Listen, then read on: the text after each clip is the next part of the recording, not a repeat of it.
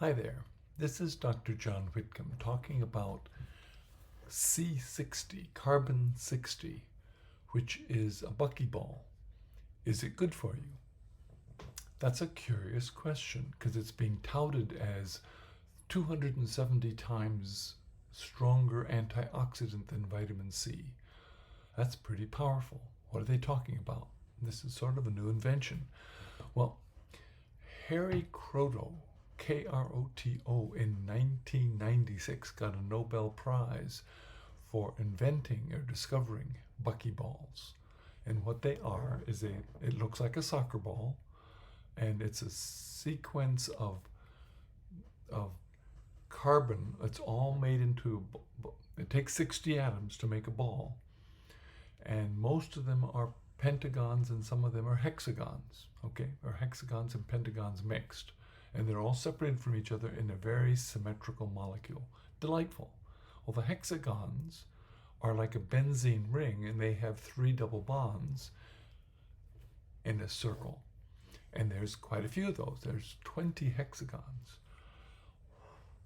They are what makes the antioxidant effect. You see, double bonds like that have a unique affinity for capturing peroxide. And when we humans get into oxidative stress, and there are many causes of oxidative stress, sitting at a desk all day long makes oxidative stress. It basically comes down to when mitochondria don't have any place to put electrons because we're just sitting all day, for example, and eating, so we're pushing calories in the front end, but we're not using them. Those electrons have no place to go, and so they slip out of the mitochondria. So it's some form of mitochondrial failure. And that probably happens because electrons are sometimes particles and sometimes waves, so they're hard little critters to hang on to. But they escape, and when they escape, they become hot potato. And your body has a bunch of chemicals to get rid of enzymes to get rid of them, catalase and dismutase. But they don't always capture it all, and then glutathione is meant to soak them up, and that doesn't capture them all.